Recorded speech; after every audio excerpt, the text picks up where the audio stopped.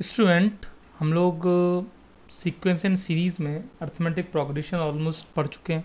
ठीक है, तो उसके कुछ ऑब्जेक्टिव क्वेश्चंस उनको मैं बता रहा हूँ मैं, और उनको करने की प्रोसेस वेज आप कैसे अटैम्प्ट करोगे, आपको अब ऑब्जेक्टिव पेपर में कैसे अटैम्प्ट करना चाहिए, है ना, जिससे कि टाइम सेव हो। ठीक है, देखते हैं। क्वेश्चन नंबर 16 है, the first and last term of an A P. अच्छा, मैं 16 बोल रहा हूँ, किसी की बुक में नंबर्स में मत जाना, क्वेश्चन देखो आप। तो the first and last term of an A P are a and l respectively. तो ए पी का फर्स्ट टर्म गिवन है, लास्ट टर्म गिवन है। S is the sum of all the terms of A P, है ना। तो S उसके सारे terms का सम है। Common difference is given by. अब क्वेश्चन कह रहा है कि common difference is given by, ये कॉमन डिफरेंस है बेसिकली, मीन्स ये जो लिखा हुआ है that is the common difference D. you can say that d is equal to l square minus a square upon k minus l plus a. then you have to find the value of k. आपको k की value find करनी है। कैसे करें भाई? जिसमें l last term है, a first term है, ए पी है, कॉमन डिफरेंस d है, सम s है। What it. अब मुझे k की वैल्यू फाइंड करनी है और d एक गिवन है। अब आप लोग कैसे करोगे कि जो k है वो किस के टर्म में लेके आना है, s के टर्म में लेके आना है। यानी अल्टीमेटली मुझे करना क्या है इस क्वेश्चन में? इस क्वेश्चन में जो मेरा टारगेट होना चाहिए वो ये है कि मुझे जितने भी टर्म्स हैं, जैसे l हुआ, a हुआ, इन सबको अल्टीमेटली s के टर्म में कन्वर्ट करके लाना है ना। जैसे मैं कहूँ आपसे कि s का फॉर्मूला क्या है, सम का फॉर्मूला, तो n/2 a प्लस एल, एक तो ये फार्मूला होगा। यानी ऐसे l प्लस ए की वैल्यू एक बार मैं निकाल सकता हूँ। ठीक है, मैंने n नंबर ऑफ टर्म्स मान लिए हैं यहाँ पे। अच्छा, एक फार्मूला और है s का, वही यदि मैं d के टर्म में बात करूँ तो s का फार्मूला क्या हो जाएगा, n/2 2a plus n-1 into D. यहाँ से कुछ सिनेरियो चेक होगा। Got it. अब मैं कहूँ कि अब इसमें क्या मुझे करना चाहिए और आप लोग क्या अप्रोच लगाएंगे, वो सोचने वाली बात है ना। देखते हैं अप्रोच क्या लगती है। उस कॉमन डिफरेंस इससे गिवन है, ये कॉमन डिफरेंस है, कंफर्म है। तो एक काम किया मैंने, मुझे l प्लस ए की वैल्यूज़ तो समझ में आ रही है, यहाँ से निकल के आ जाएगी। l plus a is equal to 2s upon n. इसको मैं यहाँ पे सब्स्टिट्यूट कर दूँ सपोज़, तो ये जो कॉमन डिफरेंस है ये फैक्टराइज होके l plus a into l minus a whole upon k minus it is l plus a. The value of l plus a is here. उसको मैं यहाँ रखूँगा तो क्या आएगी ये value, 2s upon n, means 2s whole upon n, it is l minus a and whole upon k minus it is 2s upon n. थोड़ा सा सिंप्लीफाई और हो जाएगा। अब मैं कहूँ कि मुझे l की वैल्यूज़ को यदि लिखना हो तो l की वैल्यूज़ क्या होती है, a plus n minus 1 into d. तो चलिए यहाँ से मैं l को भी रिमूव कर सकता हूँ। तो मैंने एक काम किया, l माइनस ए की वैल्यू यहाँ से निकाल ली, वो कितनी आ गई, n माइनस 1 इंटू डी आ गई यहाँ से। तो उसको मैं इंट्रोड्यूस कर लेता हूँ, जो l माइनस ए है, means d is equal to 2s upon n, और यहाँ पर वैल्यू आ गई n minus 1 into d, it is whole upon k minus 2s upon n. इस d से ये d कैंसिल आउट। ठीक है, अब यहाँ सिंप्लीफाई किया तो मैं लिख सकता हूँ k minus 2s whole upon n is equal to, it is 2s upon n and it is n minus 1। Now again simplify it, it is 2s multiply करेंगे minus 2s upon n, it is k minus 2s upon n. ये cancel out हो गया, k is equal to 2s निकल के आ गया। तो k is equal to 2s, ये simplify value निकल के आ गई। अब ये वाली बात तो ऐसी हो गई, है ना, बहुत से लोगों को बात समझ में आ गई होगी। मैं एक बार फिर रिकॉल कर देता हूँ। अब क्वेश्चन टफ कहो या इजी कहो, क्वेश्चन का पैटर्न ये था कि इसको समझना क्या था कि this is the common difference, ये कॉमन डिफरेंस गिवन है। तो एपी के जनरल फॉर्मेशन का आइडिया हम लोगों को होता है, मैंने उसके अकॉर्डिंग यहाँ पर जो जो सेटअप मुझे समझ में आ रहा था, एस समझ में आया है ना, एस की दूसरी वैल्यूज़ देखी, फिर यहाँ से एल प्लस ए की वैल्यूज़ निकाली है ना। अब एल प्लस ए की वैल्यूज़ क्वेश्चन के अंदर डेवलप की, क्वेश्चन में ये फैक्टराइज कर लिया, जहाँ एल प्लस ए था वहाँ पर हम लोगों ने 2s/n को सब्सटीट्यूट किया, यस और नो। और 2s/n को सब्सटीट्यूट करने के बाद जो सिंप्लीफाई फॉर्म आ गई वो ये आ गई। फिर कुछ लगा कि भाई एल माइनस ए को भी रिड्यूस करना है, उसके लिए लास्ट टर्म का फॉर्मूला यूज़ किया, वहाँ से एल माइनस ए को रिड्यूस किया और फाइनली उसकी वैल्यू ये आ गई, और थोड़ा सा सॉल्व करने पर ही अपना आंसर आ गया। तो बस इससे अच्छा क्या हो सकता है ना। अब कुछ इसके बारे में और तुम्हें सोचना है ऑब्जेक्टिव पैटर्न से तो सोच सकते हो, जैसे सोच के देखते हैं हम लोग। एक काम करते हैं, अब मैं एन टर्म्स की एपी जो इसने दी है, ऑल टर्म्स की जो कह रहा है, तो मैं एक एपी को मैं एज्यूम करूं, सपोज कि मैं लिख दूं 1 + 2 + 3, और चलो 4 टर्म्स ही लेते हैं, 3 टर्म्स ही लेते हैं, और सिंपल सी एपी ले ली, गॉट इट। इसमें ए कितना हो जाएगा, 1 हो जाएगा, एल कितना हो जाएगा, 3 हो जाएगा, और डी इसका कितना है, ऑब्वियसली 1 है, ठीक है।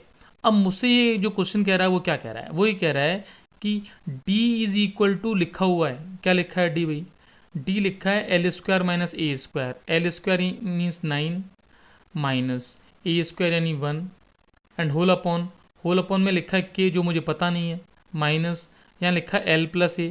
What is the L + A? L + A अपने क्वेश्चन के अकॉर्डिंग 4 है, और यहाँ पर d की वैल्यू क्या है, अल्टीमेटली वो 1 है, तो मैंने 1 लिख दिया। इसको सिंप्लीफाई किया, 8 is equal to k - 4, k is equal to 12। देखिए यहाँ से जो बच्चा ऑब्जेक्टिव समझना चाह रहा था, इतना सब करने पर आंसर आना और एक छोटी कैलकुलेशन से आंसर आना, यही सिखाना चाह रहा हूँ मैं, और यही हम लोगों को सीखना है। बेटा ऑब्जेक्टिव अप्रोच जो है ना वो ऐसे नहीं आ जाती है, उसके लिए आपको उस पूरे टॉपिक की कमांड होनी चाहिए, और फिर हम लोगों को ऐसी प्रैक्टिस होनी चाहिए कि हम लोग क्वेश्चन को उस तरीके से सोच सकें कि इस क्वेश्चन को अपने अकॉर्डिंग कैसे हम फ्रेम करें जिससे ये क्वेश्चन हमारे अकॉर्डिंग वर्क करे। जैसे हमने क्या फ्रेम किया, हमने एक सीरीज़ फ्रेम की 1 + 2 + 3, उसका फर्स्ट टर्म फ्रेम किया, उसका लास्ट टर्म फ्रेम किया, उसका कॉमन डिफरेंस फ्रेम किया, और फिर अपने क्वेश्चन को पूरे को रिड्यूस किया। अब वहाँ से k12 आया, अब यहाँ से मैं कहूँ कि एस की वैल्यू क्या है बेटा, तो एस की वैल्यू क्या है, इसका सम है, यानी 3 + 6 है, एस 6 है, यस और नो। तो अब बताओ मुझे, if s is 6 then what is the 2s, 2s is 12 and k is equal to 2s। तो k की वैल्यू, अब मैं टिक करूँगा तो k का आंसर तो मेरा तो 12 आ रहा है, लेकिन मुझे ऑप्शन मैच करना है, then k is equal to 2s because our s is 6। तो आई थिंक इस क्वेश्चन का जो बेसिक फंडामेंटल है वो समझ में आया होगा।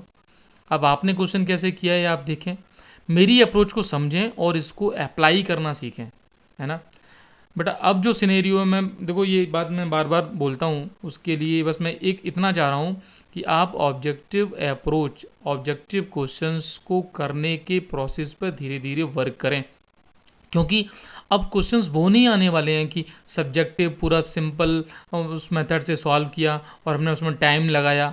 देखो 40 क्वेश्चंस, 45 क्वेश्चन, 50 क्वेश्चन सीबीएसई क्या देगी, उन क्वेश्चंस में हम लोग टाइम को सेव कैसे करेंगे, वो ऑब्जेक्टिव अप्रोच ही सेव कराएगी हमारे टाइम को। और उसके लिए हमें क्या करना पड़ेगा, प्रैक्टिस, और प्रैक्टिस कब से करनी पड़ेगी, अभी से, गॉट इट। और मेरे साथ यदि वर्क करोगे तो हर क्वेश्चन को हम लोग डेवलप करेंगे कि इस क्वेश्चन को ऑब्जेक्टिव तरीके से कैसे सोचें, है ना। और तुमने सोचना डेवलप कर लिया था तो बस फिर तो तुमने महारत हासिल हो जाएगी, और कुछ नहीं है उन क्वेश्चंस में, तुम खुद समझोगे कि सर इसका तरीका ये हो सकता है क्या, है ना। चलिए इसके नेक्स्ट क्वेश्चन की तरफ देख लेते हैं। If the sum of first n even natural numbers is equal to k times, तो थोड़ा सा इसको मैं शिफ्ट कर लेता हूँ। अब हम लोग इसके 17 क्वेश्चन को देखते हैं। If the sum of first n even natural numbers is equal to k। अब देखिए ये क्वेश्चन तो बहुत ईजी हो गया। अब तुम्हारे दिमाग में ये बात आनी चाहिए कि sum of n even natural numbers means, जैसे मैं नेचुरल नंबर की बात करूँ 1 2 3 4, है ना, 5 6, इवन नेचुरल नंबर का मतलब ये और ये। इस के time sum of first n odd natural number मतलब ये, गॉट इट। तो फर्स्ट 3 ले लो, नेक्स्ट 3 ले लो। तो फर्स्ट 3 जो इवन है ना, उनका सम कितना है 2 + 4 + 6। फर्स्ट 3 जो ऑड हैं उनका सम कितना है 1 + 3 + 5। इसका सम कितना आएगा ये 9। यहाँ पे सम कितना आ गया 12। हमसे क्या पूछ रहा है, इनका जो रेशियो है k times the sum of first n odd, means s even जो है वो k टाइम्स है एस ऑड के।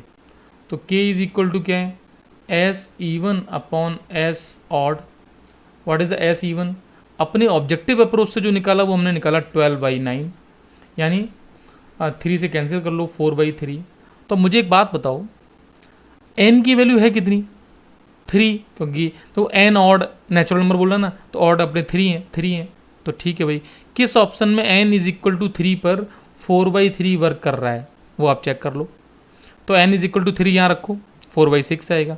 यहाँ n इज इक्वल टू 3 रखोगे ना तब 4/3 आ रहा है। That's why this is the correct answer.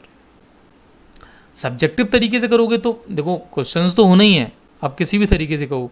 बात यह है कि क्या हम लोग उस ऑब्जेक्टिव पैटर्न को समझ पा रहे हैं ना, जो अब हम सीखना है हमें, है ना। ऐसा नहीं कि हम वही पुराने ढर्रे पे चले जा रहे हैं कि हम भाई एन इवन और एन टर्म्स पे काम करें। क्यों करेंगे भाई एन इवन पे काम, हमें तो आंसर टिक करना है। हाँ, कुछ गलत हो तो बता दो।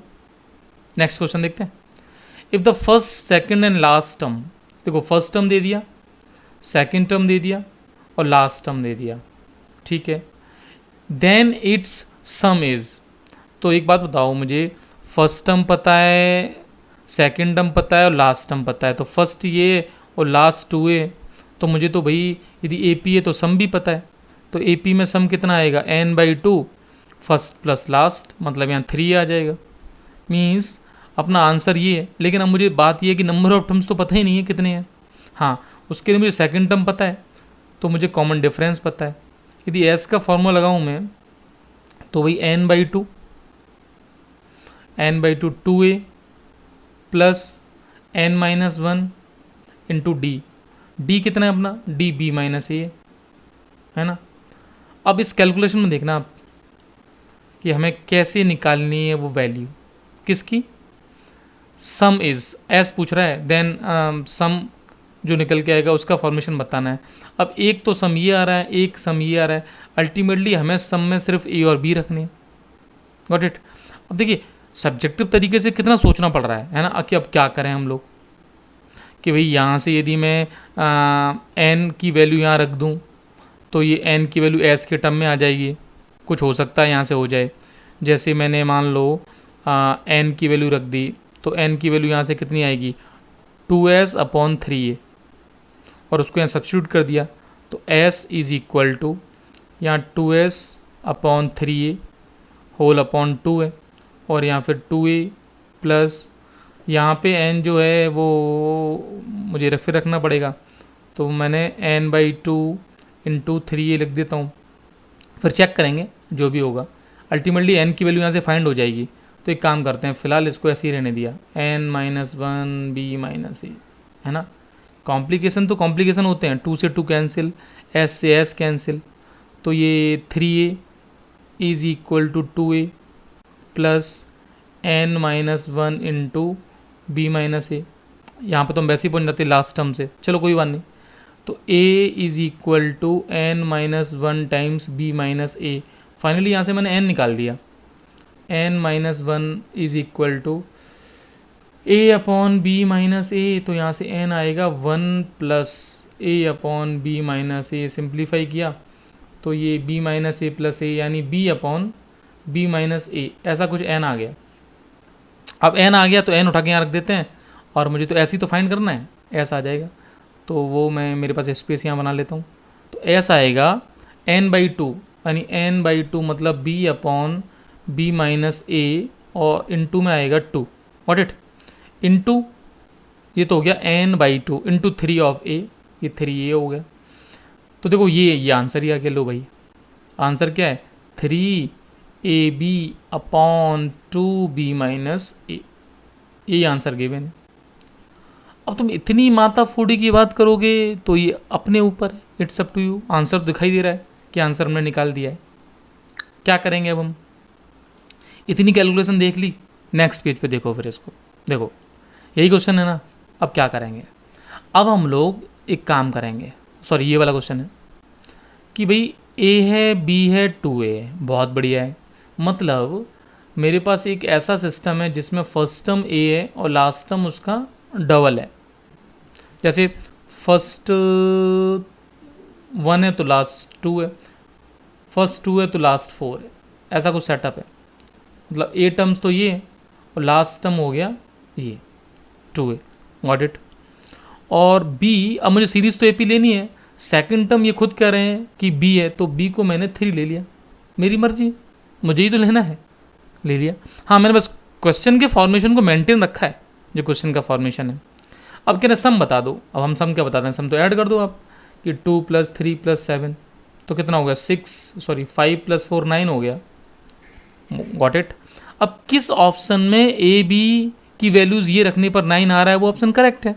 अब पहला ऑप्शन चेक किया, अब देखो ऑप्शन तो सारे चेक करने पड़ेंगे ऑब्जेक्टिव में, है ना। अब पीछे आंसर निकल गया, इसी को चेक कर लो पहले तो। 3 × a × b upon 2 b - a 3 - 2, इतना, ये 1 है, 1 का कुछ मीनिंग नहीं है, 2 से 2 कैंसिल। इतना आसान कहाँ होता है भाई सब क्वेश्चन सॉल्व करना, बिना कुछ माथा फोड़ी किए हुए, बिना कॉम्प्लिकेशन के आंसर है ये। लेकिन बेटा उसके लिए you have to do lot of practice, ऐसी अप्रोच डेवलप करनी पड़ेगी। और ऑप्शन देखो चेक नहीं होंगे, अच्छा ऑप्शन सारे चेक करने पड़ेंगे। फर्स्ट ऑप्शन को चेक किया तो a × b, यानी ये क्या हो जाएगा a × b upon 2 times b - a 1 रह जाएगा, ये 3 आएगा। बात समझ में आ रही है?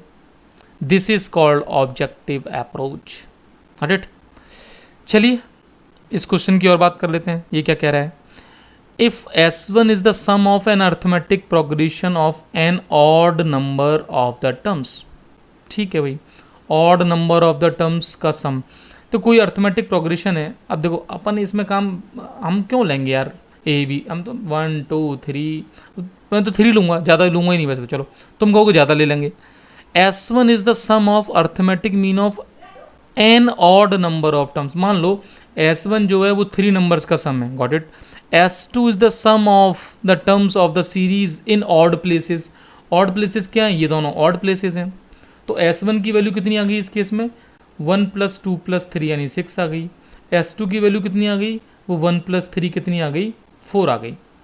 अब बताओ कितने n कितने लिए हैं तुम लोगों ने, 3 लिए हैं ना। तो बस पूछा क्या है, S1/S2 पूछा है। S1/S2 अपने से क्या आएगा 6/4, यानी कितना 3/2।